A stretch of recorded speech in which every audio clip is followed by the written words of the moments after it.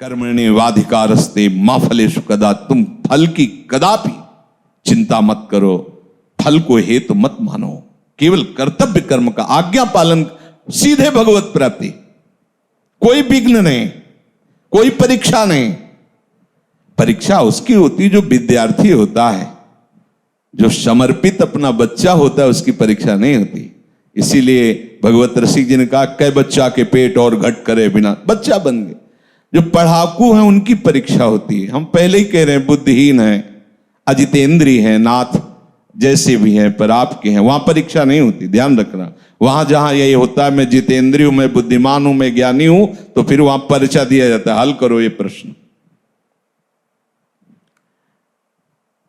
ऐसे लोगों के बहुत से विरोधी बन जाते हैं और वो ऐसे दुर्गति के जाल में फंसता चला जाता है, निकलना मुश्किल होता है। कैसे लोग? मुझे सुख भोगना है, मस्त रहना है, चाहे दुनिया में आग लगे, पहली बात।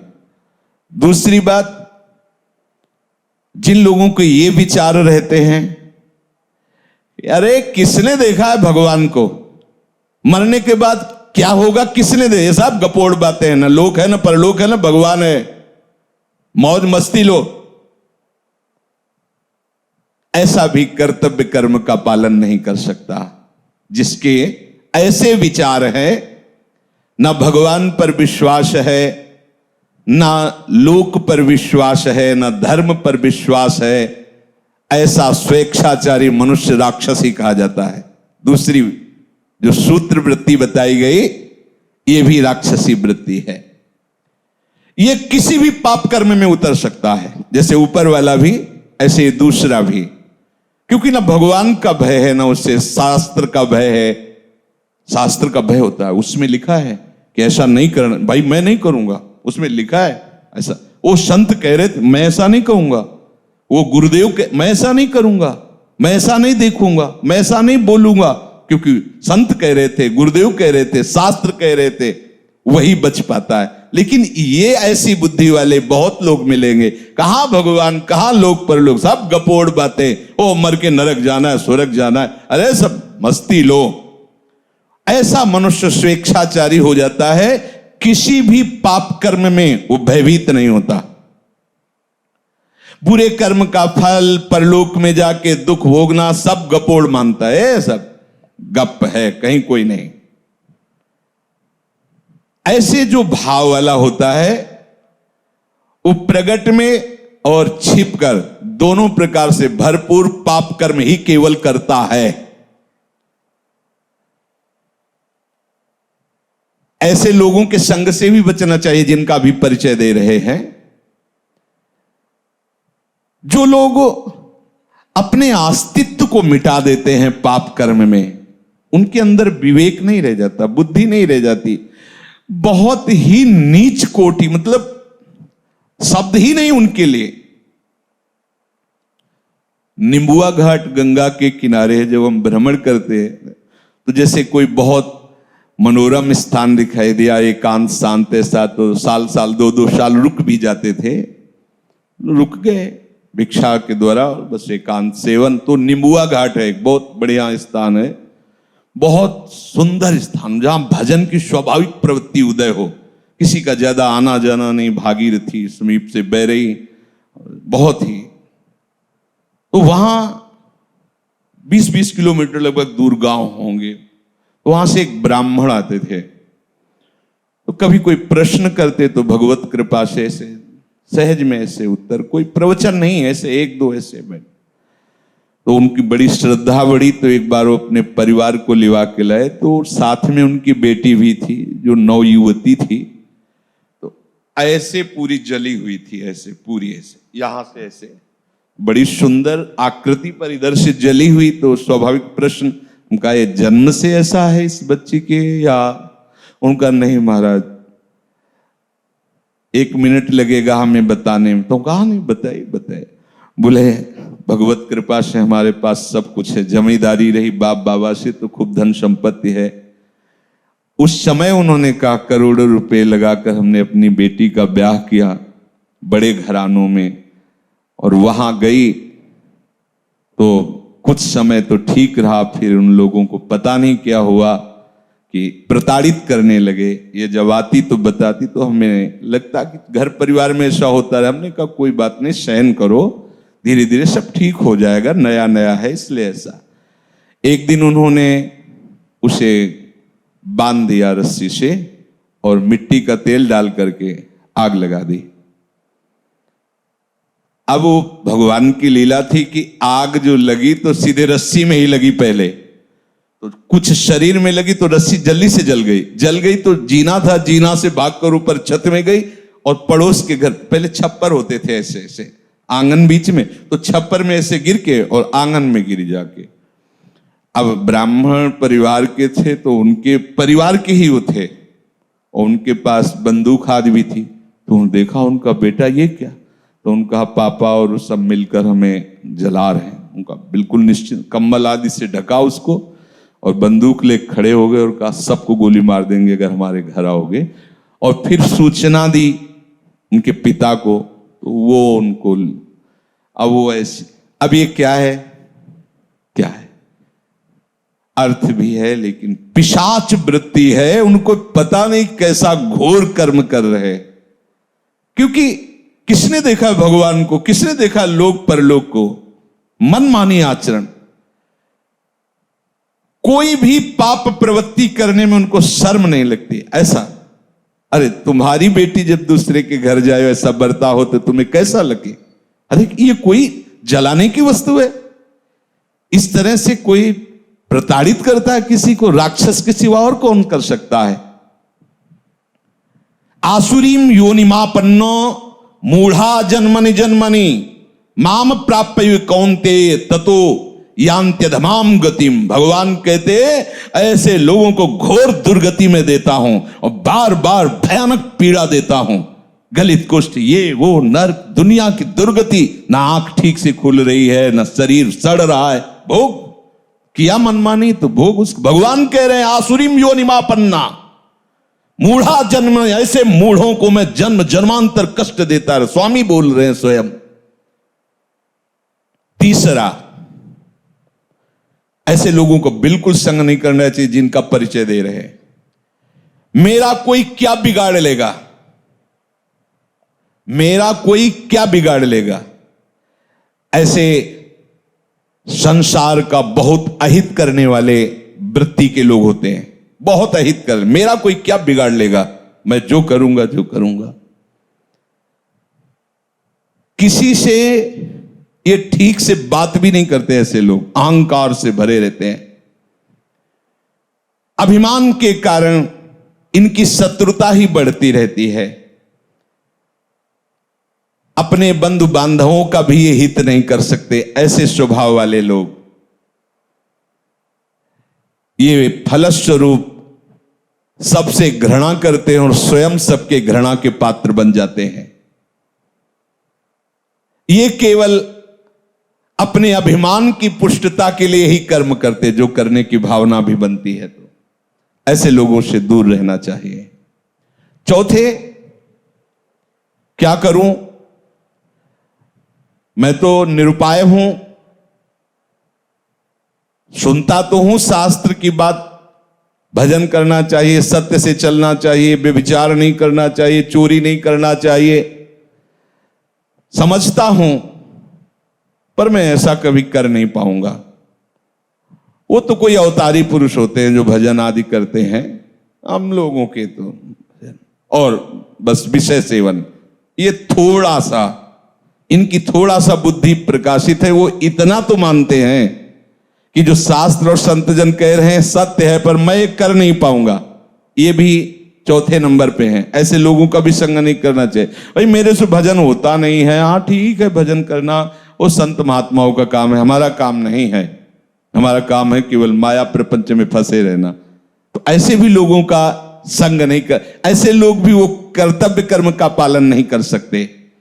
क्या करूं, मैं तो लाचार हूं, पता नहीं कौन मेरे सिर पर बैठ जाता है और मुझसे ये सब करवा लेता है। मैं करना तो नहीं चाहता, पर पता नहीं कैसे हो जाता है। और बहुत सी जिम्मेवारियां हमारे ऊपर हैं। ये सब शास्त्र की बातें मैं नहीं कर पाऊंगा। हाँ, अगर कोई भगवत प्राप्ति है तो महात्माओं के लिए है, हम जैसे गृहस्थों के लिए तो नहीं। और फिर भगवान को लेकर भी हम क्या करेंगे? बुद्धि है, अगर भगवान मिल भी जाएगा तो करेंगे क्या यार? न पत्नी है, न पुत्र है, केवल भगवान है, तो क्या करेंगे हम? बुद्धि है, उतने विकास है। अब हमें तो केवल अपना जीवन यापन करना, अपने परिवार का पालन पोषण करना। ये शास्त्र की बातें और भगवत प्राप्ति और भजन ये सब हमसे नहीं हो पाएगा। क्या करूं? मैं निरुपाय हूं, मुझसे ये सब नहीं हो सकता। ये चौथे प्रकार के लोग।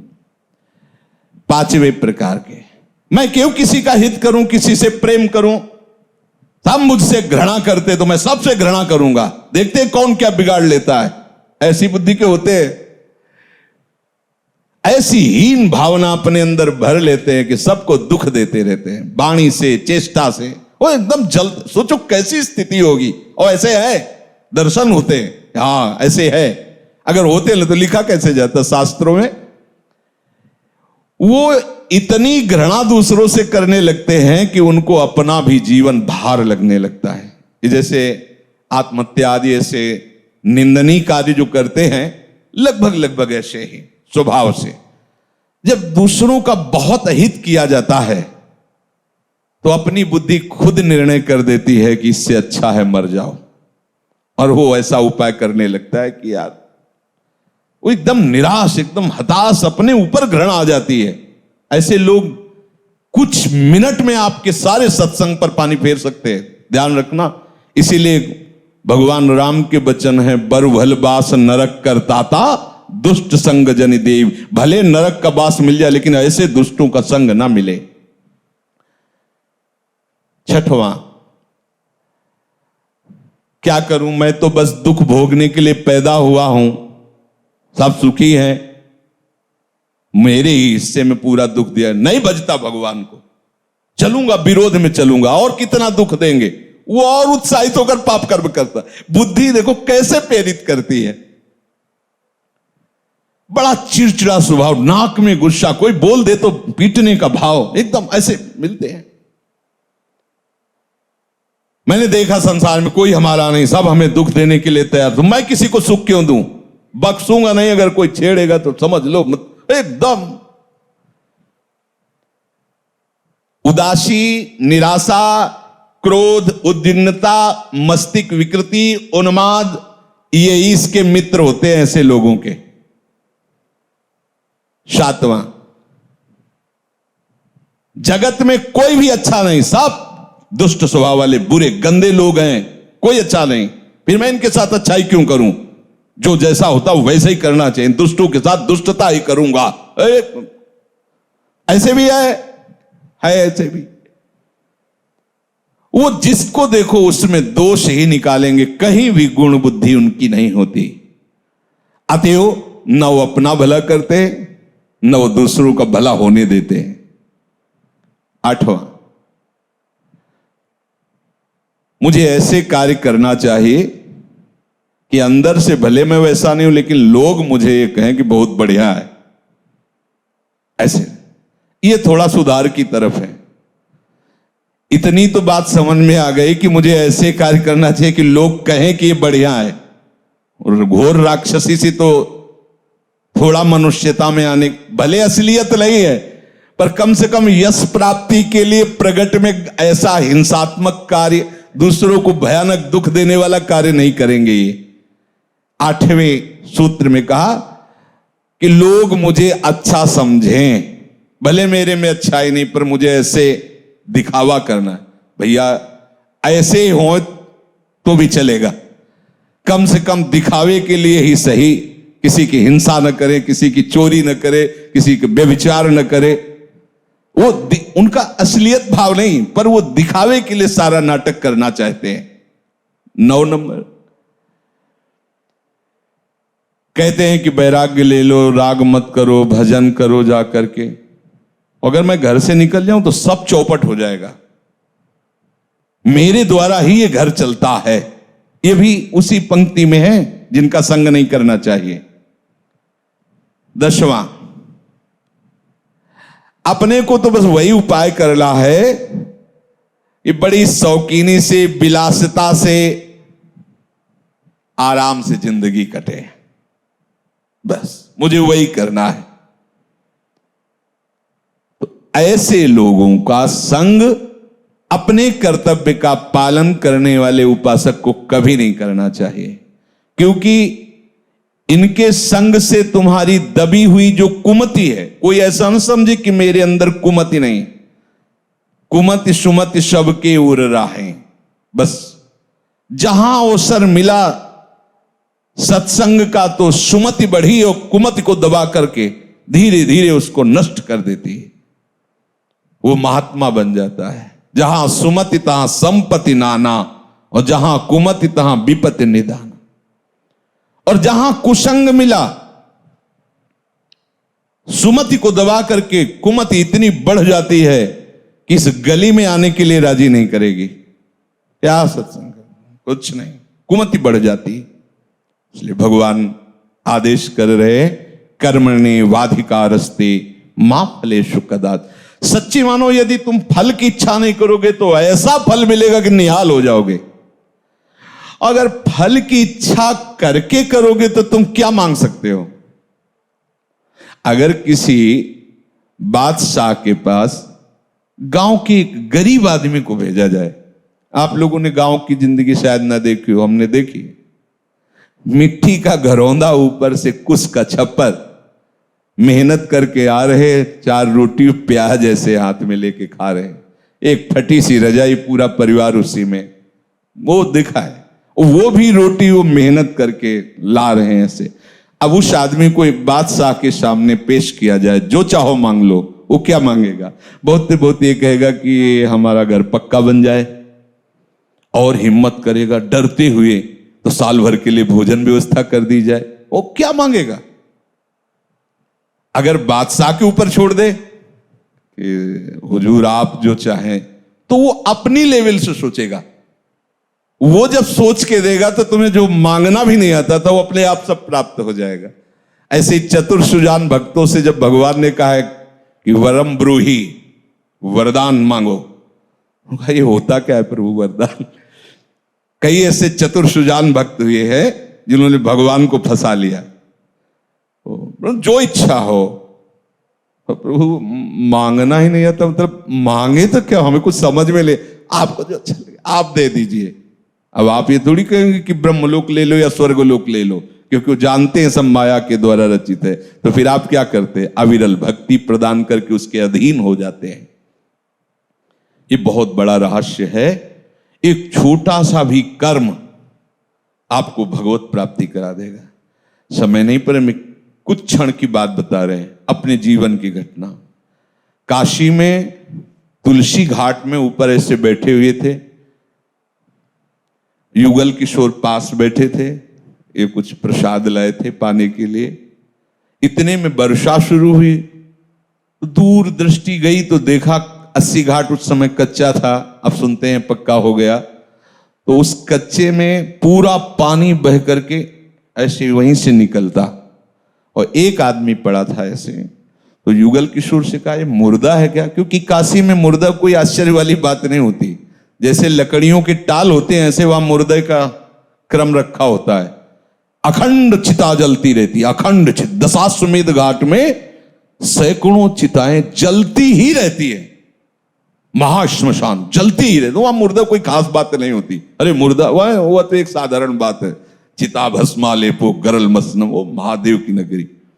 उनका नहीं महाराज, मुर्दा नहीं, इसे कुष्ठ रोग है, चल नहीं पा रहा। हम कहा यार पानी वर्षा अभी आ रहा है और ये तो बह के गंगा में। अरे बोले काशी है बाबा। कहा ऐसे कैसे? सामने देख रहे हैं यार, वो जिंदा है। वो उठे और सीढ़ियों, बहुत ऊंची ऊंची सीढ़ियां हैं, सीढ़ियों से उतर करके जले गए तो काफी पानी आ चुका था। वो बस ऐसे गर्दन लेटे हुए थे ऐसी जगह, और ताकत थी उस समय। तो ऐसे उठाया उनको, सीढ़ियों से चढ़ते, एक बारंडा टाइप था बीच में, वहां ले गए। तो कुछ संत जन बैठे थे जो ऐसे ही घाट में रहते। इसको क्यों ले? हम कहा ये गति आपकी भी हो सकती है, हमारी भी हो, आपको ऐसा नहीं कहना चाहिए। और थोड़ा आवेश में बोले तो शांत उनको लिटाया और अपने वस्त्र से ऐसे तो उनकी जो दृष्टि उस समय हमें प्राप्त हो रही थी वो हम बता नहीं सकते आपको। कुछ हो रहा था और ऐसा लग रहा था कुछ मेरे अंदर जा रहा है, मतलब एक अपार आनंद। वो जो दृष्टि से जो देख, वो बोले तो कुछ नहीं, दृष्टि से जो ऐसे जब पूछ रहे थे उनके मुख और ऐसे, तो जो दृष्टि से देख रहे थे तो ऐसा लग रहा था कि हमारे आराध्य देव भगवान शिव ही मुझे देख रहे। और जब जाने लगे तो ऐसे हाथ ऐसे जैसे ऐसे ऐसे, बस वहीं उसी घाट में स्मरण हुआ कैसा होगा वृंदावन। उसी घाट में संत आते और हमें रास में ले जाते हैं और वहीं से भूमिका बनती वृंदावन की। और ये सब एक छोटा सा निष्काम कर्म आपको ऐसी महान वस्तु दे सकता है जो किसी भी साधना से नहीं मिल सकती। इसलिए हमारे सिद्धांत में वाणी में लिखा हुआ है, सुख देवे को चाहो। ये बहुत बड़ी बात है। ये सकामी पुरुष नहीं समझेंगे कि अरे क्या, अरे ये महाफल की प्राप्ति कर, सीधे प्रभु को अधीन, सीधे प्रभु का साक्षात्कार, सीधे प्रभु का प्रेम। इसलिए इस बात पर विचार कीजिए, कोई भी कर्तव्य कर्म फल की आकांक्षा मत रखिए। जो आपको जैसे सेवाएं मिली हैं, जो भी घर गृहस्थी की, व्यापार नौकरी की, श्री जी की जो भी सेवा, ये सब केवल प्रभु की आज्ञा है ऐसा मानकर, गुरु आज्ञा, शास्त्र आज्ञा की, तो आपकी गृहस्थी सेवा भी, आपको अभी जो चरित्र सुना रहे को अपना सेन जी अपना ही कर्म कर रहे, सुपज वाल्मीकि अपना कर्म कर रहे, सब अपने सदन जी अपना कर्म कर रहे, उसी से उनको भगवत प्राप्ति हो रही। भगवान नाम स्मरण भगवत भावना से किया हुआ प्रत्येक कर्म भगवत प्राप्ति कराने में समर्थ है। शेष चर्चा आगे। श्री राधा।